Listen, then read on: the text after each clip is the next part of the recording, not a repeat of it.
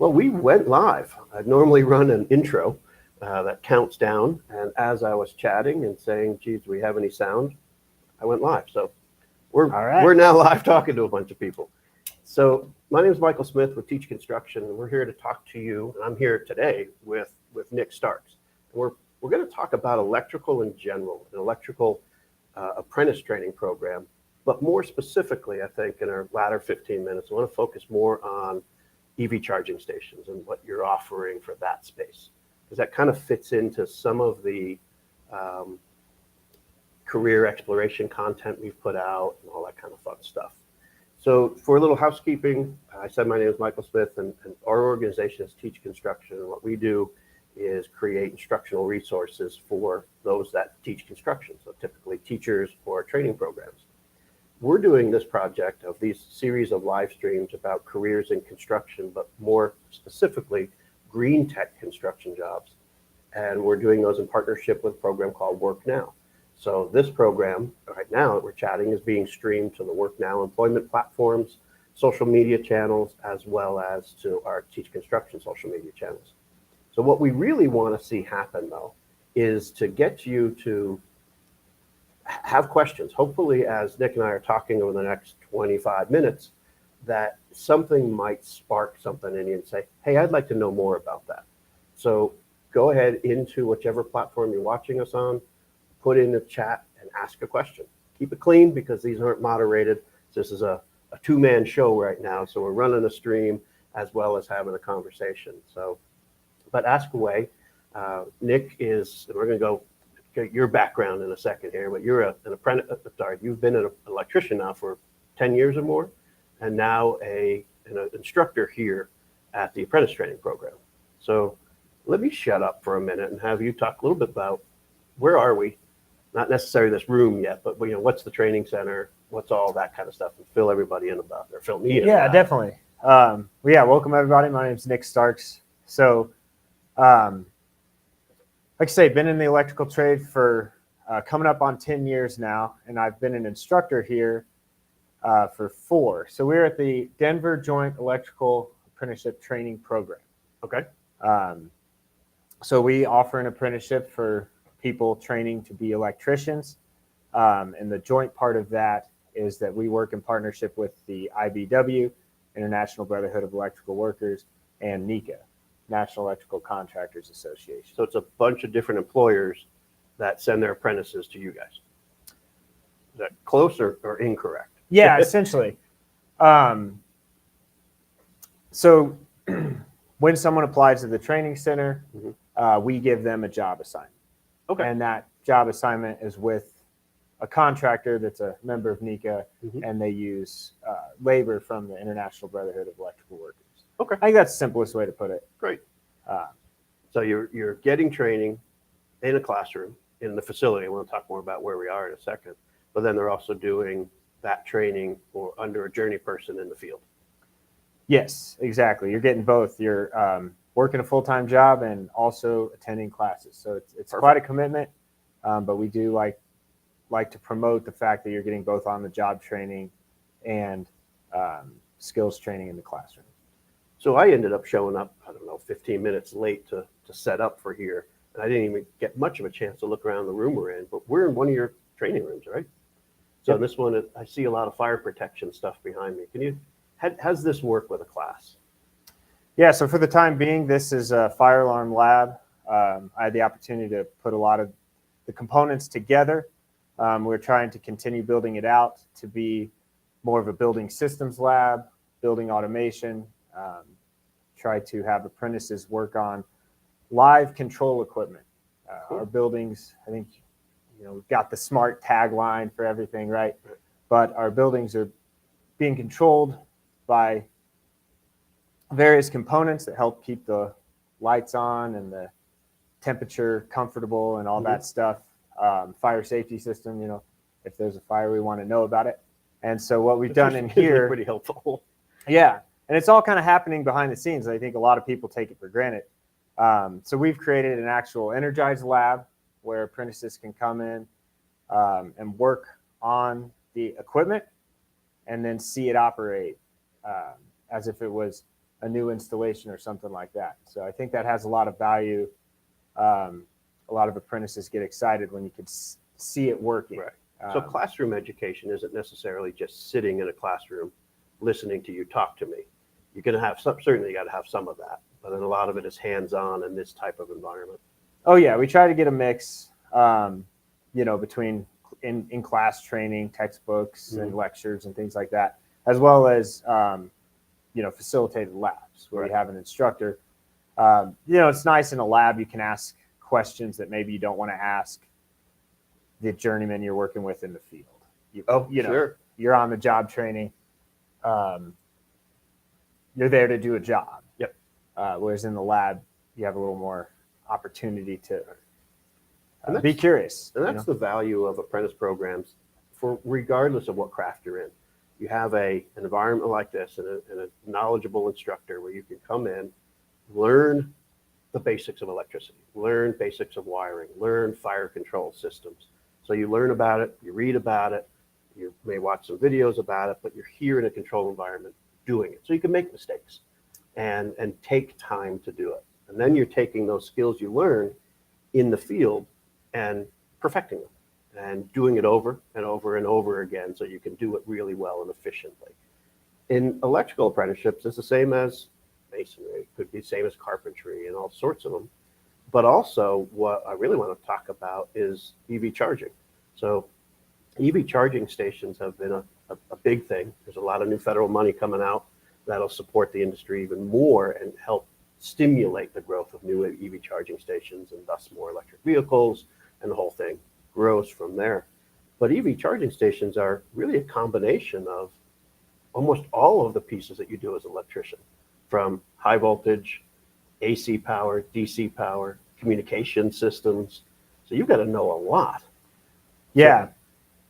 I think, and that's something we talked about ahead of this, is that installing EV chargers isn't really a job. The job would be to be an electrician. Right. That's just one of the components of an electrician's job right now. Right.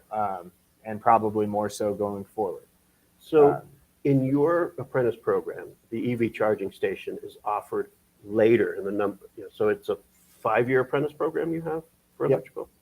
So when can somebody get into an EV charging systems course? Well, we do it at the end of the apprenticeship. Like I say, it's a 5-year program. Depending on the timing, most people get done in a little over 4. But after you take our course, you qualify to sit for the EVITP certification exam. Okay, so I got EV, so electric vehicle. What's the IT? Infrastructure Training Program. Okay, cool. So that's when most people, if you research this a little bit, you'll quickly come across the federal incentives related to electric vehicles and electric vehicle charging. And so then that is the infrastructure we're talking about. Okay. You want to drive an electric vehicle around, you're going to need an infrastructure to facilitate those vehicles. So in that training program, is it the commercial systems, or are you also doing training for those that may be setting up an EV charging station in a home garage? So we cover all of it. But the real goal through that program is to ensure that qualified, skilled electricians are doing this work. So, and that program is overseen by many, many, many industry partners. It's not just our thing. It's been around for quite a long time. But in the standards, states that have a certification or license, the electrical worker needs to be licensed. In states that don't have that, they need to be able to verify 8,000 on-the-job training hours and pass the certification exam. So that's what it's there for, to ensure that skilled electricians are doing the work. Which I wholly agree with. Before we started the stream, Nick and I were talking about just electrical work in general. And as an organization, we've created some training programs around electrical wiring. And I immediately saw Nick cringe a little bit. And I understand why, because it's always a tough thing. And now in the world of YouTube, everybody on YouTube is trying to say, you can do this, you can be a master at that. electrical work is probably the one you don't want to be touching unless you know what you're doing. And you had mentioned 8,000 hours. That's a typical number of hours that it takes to go from, electricity is just electricity, and it's bad to touch live wires, up to a full, is that a master electrician for 8,000, or is that a journey person? Just a journey person. Okay. Yeah. And then more training after that to get to the next level. Yeah, and so that's why we do it at the end of our program, Right. because we can't actually submit for those apprentices to become certified until they complete the program. Right. Um, And the fact that in an electrical vehicle charging system, it's not just put a couple of wires together. You have to know everything about electrical to do that effectively or do that correctly. Right. It covers pretty much the full skill set, and it's all based around safety. It's not just the shock possibility of a person interacting with the equipment. It's overheating of conductors leading to fires, and other types of unsafe situations. Mm-hmm. So, like I usually tell people, these are not low voltage, LEDs. It's a high voltage, high current piece of equipment, Right. and so you need to know what the requirements are in order to install it properly, so that it can work safely Mm-hmm. for many, many years. Right. And so that's it. It's just the content of the training required to install an electric vehicle charger. We'll just call them chargers for now. Okay. It requires a certain amount of background skill. It wouldn't be Sure. suited to a first or second year apprentice, but somebody who's about to be a journey worker, they've got all the information. They can do the calculations, and it works really well for our apprentices finishing the program. And the reason why I bring that up, one, I never want people to think that just a little bit of classroom training and you could rewire your house or put a EV charging station in your garage, or even say obviously a commercial level one. But if you're in electrical now, and maybe you're a first or second year apprentice in any program and want to shift towards the EV charging world, now's the time to start thinking about, how do I do that? What do I need to know? What's my pathway? It's also, a lot of people are working really hard in the entire construction industry to recruit new people to come into the industry. Whether you're coming out of high school or this is a second career or a third career and you want to learn something new, the construction industry wants to work with you. But this is, when you go on to become an electrician, which is a fantastic pathway, it's a commitment. There's some time that really takes to be there, but you could have some great earning potential. You can work on some really cool technologies. You are going to spend time pulling wire for a number of years, no matter what you're doing. But there are some really, really cool pathways that you can go into. We talked to a solar company last live stream, and then EV charging, which I agree with, is just going to grow. It had some really, really cool opportunities in it. But so because we have some time and people are not asking me questions yet, and I hope you do, but let's chat a little bit about an EV charging system as a whole. What are the parts that are involved? So if you had to do an install, let's say a commercial one, you're doing one at a mall, and there have several of those charging stations set up. It's not just go there and plug it in. There's got to be a lot of different work that happens around it. Yeah, and I think that's a good place to start, because that's what you've probably seen. You drive down that road to work or the grocery store, and then one day you're like, hey, what's that? Right. And so it's different. And I will just say that's one of the things that I really loved about being an electrician and an instructor. When I got into this, I had no idea about electric vehicle chargers. Mm-hmm. And something else will probably come through a decade from now that I'm not even aware of now. Sure. But I'll have the opportunity to learn about it and how to utilize that equipment. Mm-hmm. And it really never ends. It's a career that requires a lifelong learning process. Right. But I have been much more aware of the electric vehicles and electric vehicle chargers in the last few years. So it's one of the reasons I really enjoy teaching this class. It's kind of a good case study for why I like doing what I get to do. Mm-hmm. So what it looks like, these can take many different forms. Typically, what we would call a charging station, where there's multiple outlets. You have half a dozen parking spaces or more. Mm-hmm. That'll be a whole new service, essentially. Okay. If it's for public use, a lot of times you contact the utility, and they're going to keep all of that electrical work separate from the building where it's located. Right. So we can meter it separately. And Exactly, yeah. And a lot of times there's different rates and incentives. If say a grocery store wants to put this in their parking lot, they'll lease that space, or however the land situation works, right. To install these things. And so that would be just like anytime the utility provides a new connection for a building, you find a good location. A lot of times there'll be large equipment that goes kind of behind a fence or something like that. Mm-hmm. And then they'll run the conductors underground to the actual dispensing units, let's call them, the thing that connects to the car. Okay. So that's pretty typical. I think most people have seen those now, half a dozen or so in a parking lot. Mm-hmm. Now, obviously, to get to those in a parking lot, I can't just run an extension cord. So I've got, as you'd said, we have conductors with wire that is underground. So is that direct bury wire? Is that in conduit typically? Typically, it is going to be in conduit, Okay. just because of the types of current that are involved. Mm-hmm. And that if you're going to spend the money to do it, that provides the opportunity to change in the future if necessary. Mm-hmm. A lot of times, conduit allows you to, you can pull the old wires out and Put new wires in, or leave space for some additional wires. Yeah. Okay. So the electrician that's doing that, typically, I'm sure, an apprentice, but you're also in the trench too, right? You're bending that conduit or using a plastic-based conduit. So you're gluing that together. You're running it in a trench and stubbing it out to where the charging unit itself will be, right?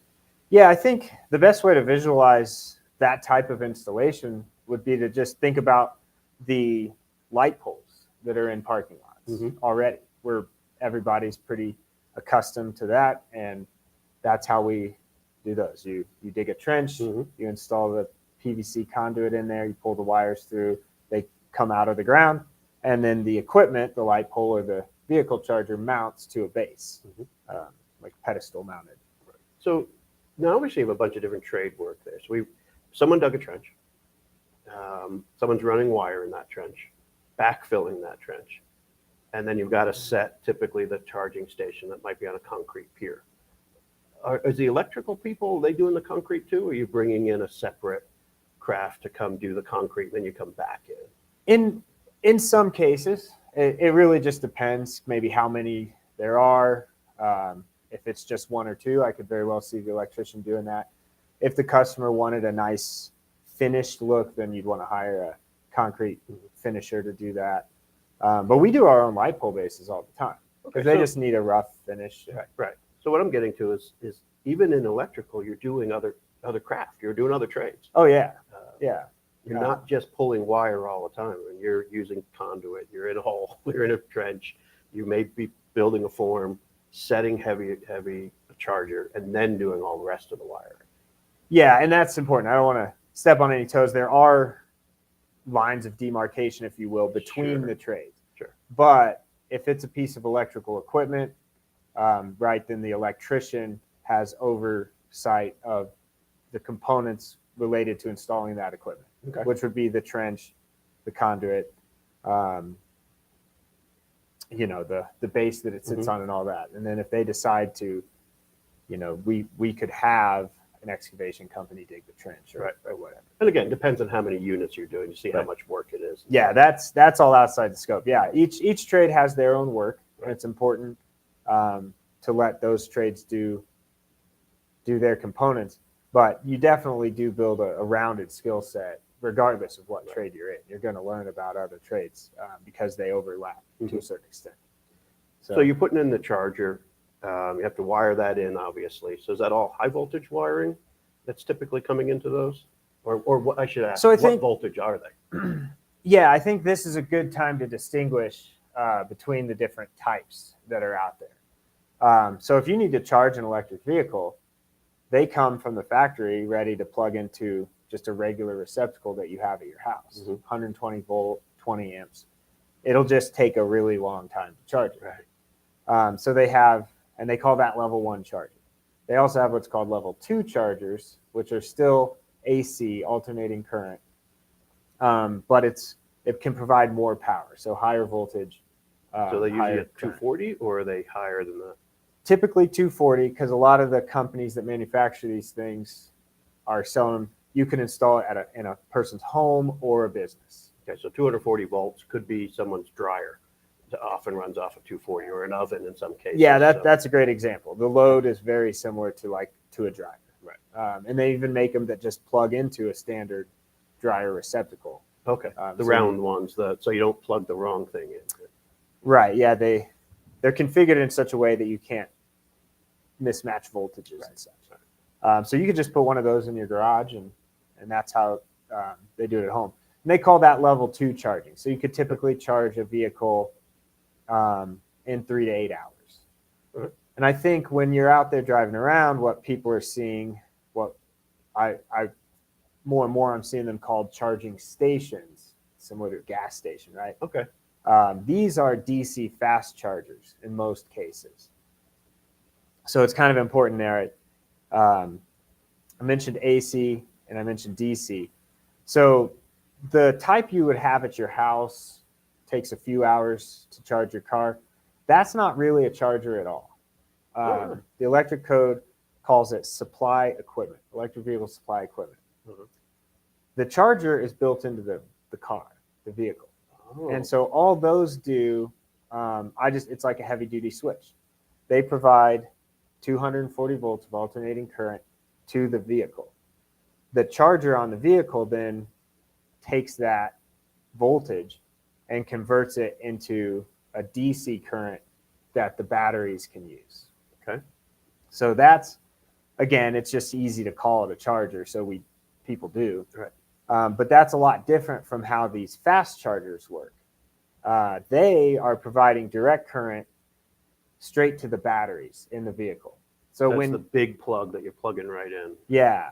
When you connect it, there's some communication circuits that the car can tell the equipment how much it can take, I guess, at what rate can it charge. And so with the DC chargers, it bypasses that charging unit on the car and provides power straight to the batteries. So that whole unit is getting high voltage AC supplied to it.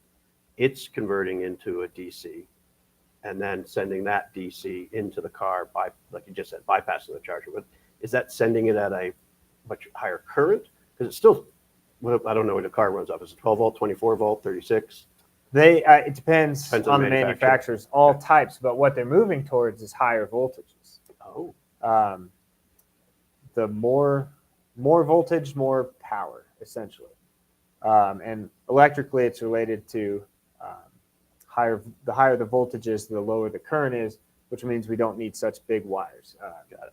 If we're at low voltage, like 24 volts, we would need conductors, the size of your leg, right, in order to safely carry the current without overheating. So, and those are type 3 for those fast chargers? I've heard some people call them type 3. I think more and more DC fast charger is the terminology.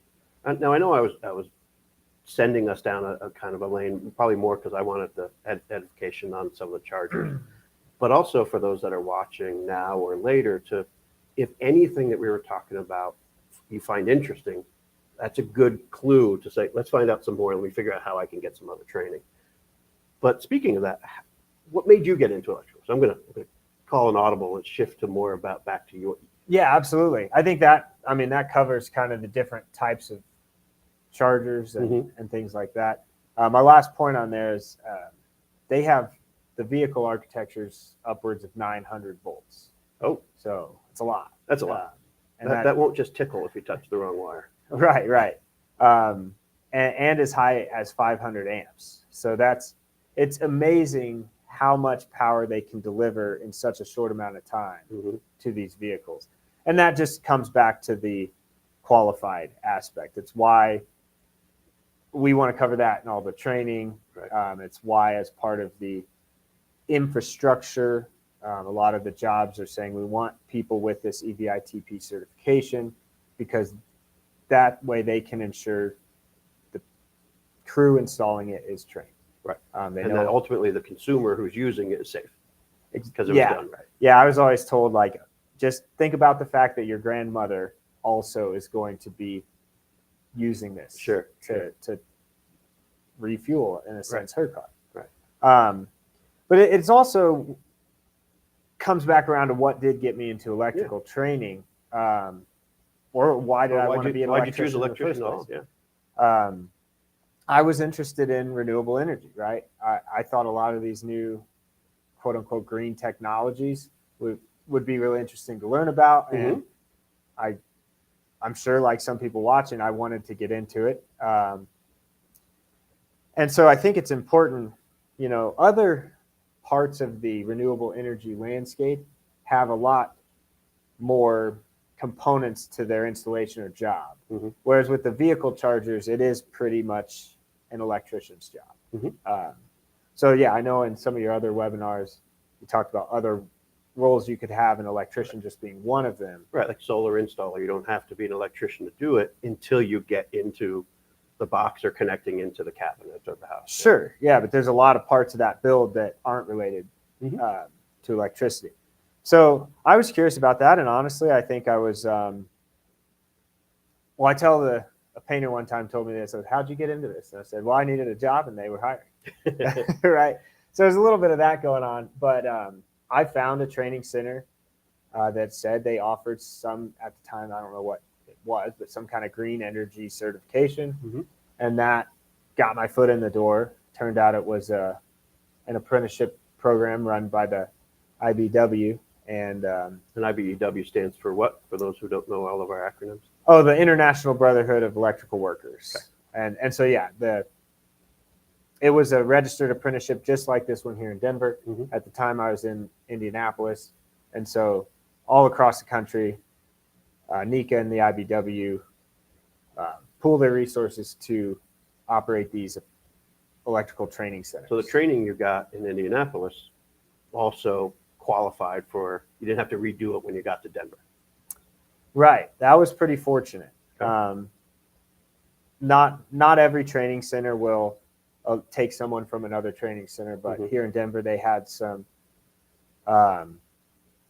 procedures in place that allowed me to do some assessment. Oh, so just test your knowledge and all that. And I was able to then get plugged into this training center and complete. So, cool. I mean, that's what happened. I was living in Indianapolis. That's where I'm born and raised. But I came out here and met my wife. At the time, we weren't married, right? But, sure. I met a woman and thought, well, how could I get to Denver? That right. sounds like a good place to be. So fortunately, by having transferable skill, right, I was able to relocate. And that was another thing that got me into the electrical trade. I was tired of going from one job to the next and not being able to use the skills I gained from one employer at my next place of employment. It was kind of, you get retrained for every job half the time. Yeah. Yeah. And so I was interested in learning what I would call a transferable skill. Mm-hmm.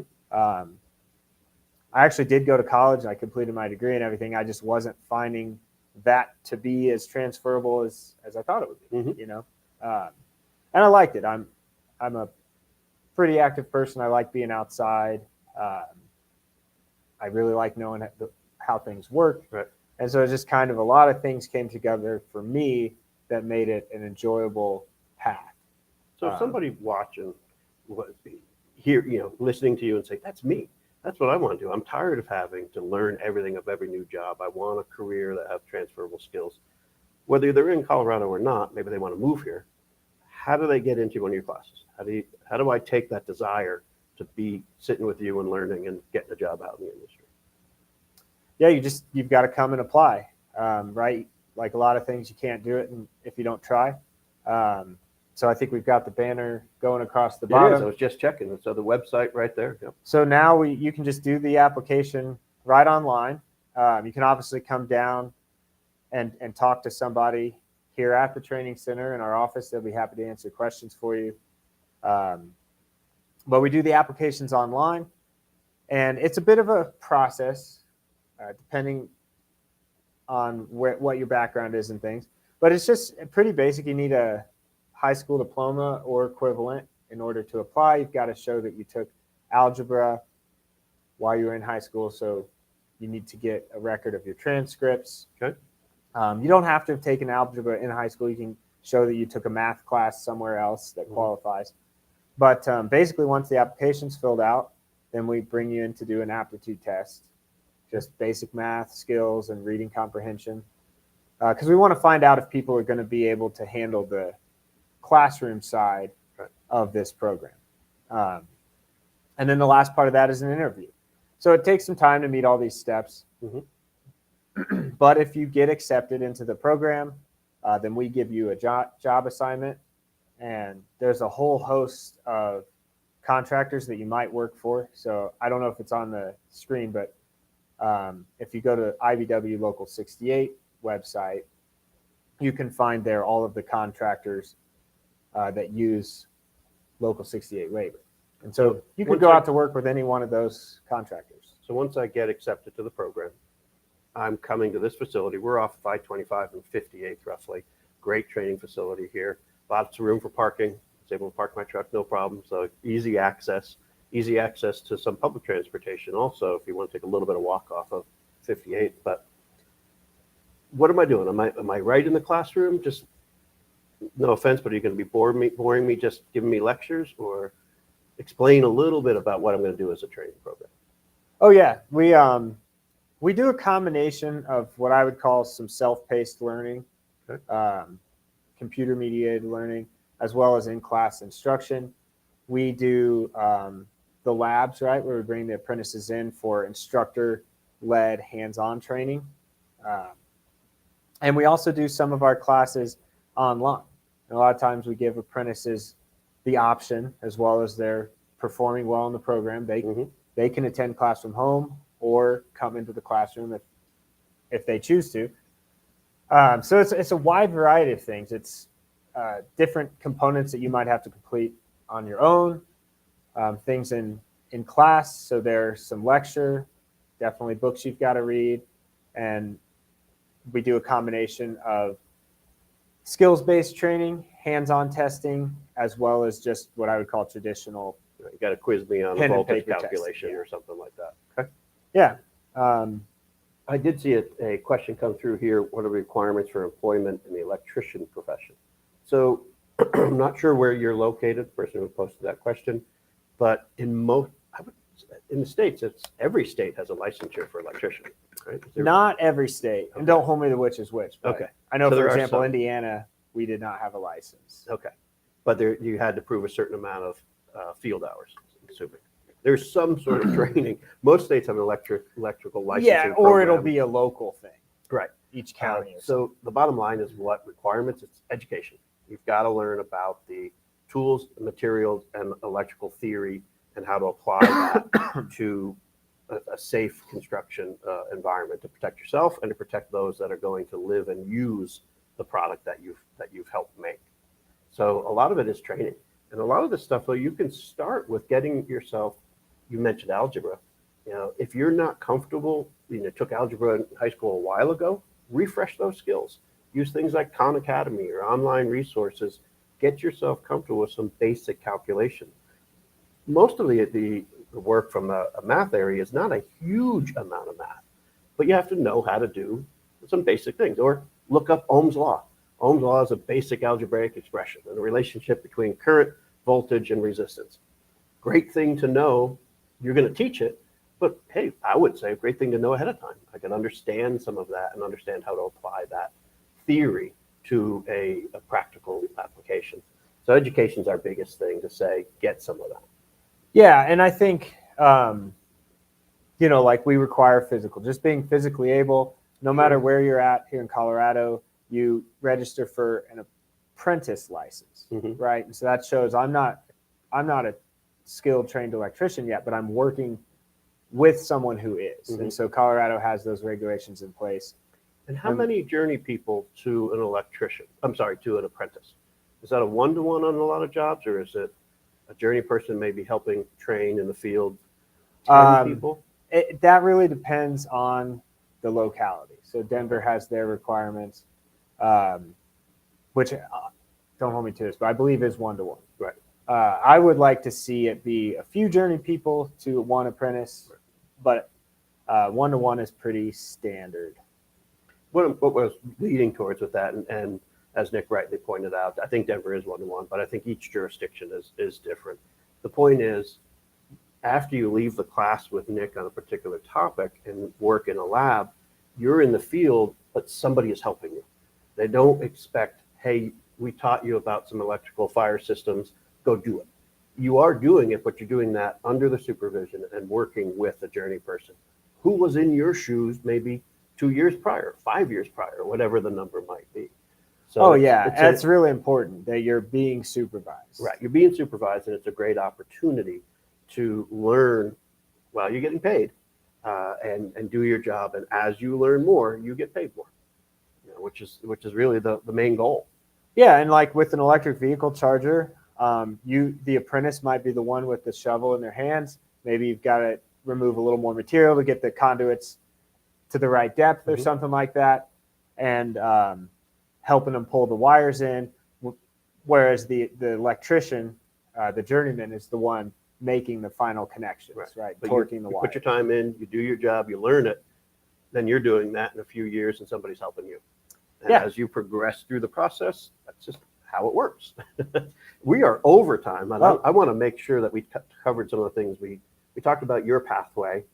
We said if somebody's interested in electrical, we've got still running down the bottom of the screen the website for the training center. But I think you have a link on that site. I didn't put it on here, but a link on that to Local 68 to find out other information.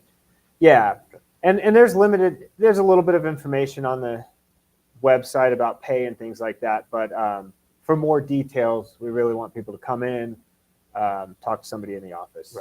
Right. It's not a... Bottom line is it's an industry that's growing. We didn't spend as much time talking about EV charging systems as I might like, just because I really enjoy them. I think they're really cool. And trying to get more information that if you found something that we were talking about interesting and you want to follow that as a career, you have a couple of options. WorkNow Learn, which is an online portal for education systems for multiple pathways, sponsored by WorkNow. You can learn and create an account there and learn more. You can work with WorkNow for support on getting that next job, engaging with Nick.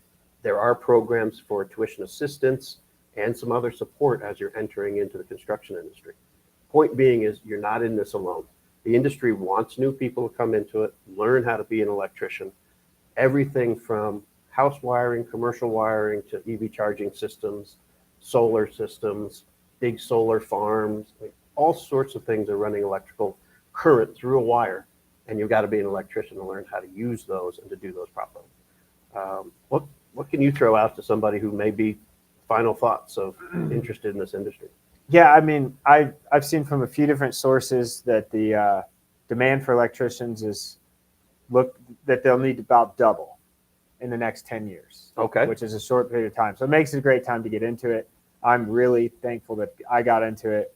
And I've had numerous instances in my career that I was really thankful that I got into the electrical trade the way I did, that I got teamed up with the IBW and went to a joint apprenticeship with the NICA contractors, because it got me to the professional level I wanted to be at by staying on one track. Mm-hmm. I didn't, and it's just really fortunate. I think sometimes in the trades, you need a job and you need to make money, and I understand that everybody's trying to get by, but you could look back like I do on other jobs I had and say, man, I worked there for 3 years. I never really got anywhere. Mm-hmm. Whereas this apprenticeship trains you to be a rounded electrician who can work anywhere from a nuclear power plant to installing a vehicle charger in somebody's garage, the full breadth of it. And so you're at that professional level when you finish, and then you can take it and do what you want from there. Well said. You should be doing more recruiting than teaching. I do it all. I try to do it all. So I didn't realize the time flew by. It does. Sometimes we should do these longer, but the time span of everybody now and available time is really tight. Thanks for tuning in. I was watching everything from one person to 12 people watching or so. The point is, though, put comments below, even when you're watching this some other time, and it's not watching it live on May 31st. So put a comment down there. We'll get back to you. If you have comments about other crafts that we're going to talk about, our next one is about stormwater management, which is, I would argue, still in a green space. We want to protect the earth that we're using, and when we tear a hole in it and do construction, we've got to maintain that in a proper way. So a little bit different twist, but it'll be pretty interesting. We'll be on site out towards our airport, so out in the middle of proverbial nowhere, but having a conversation about stormwater management.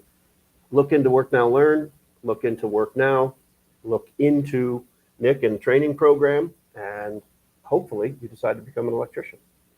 Thanks for taking time with us. Nick, anything final? No, thank you for being with us. All right. With that, get back to work.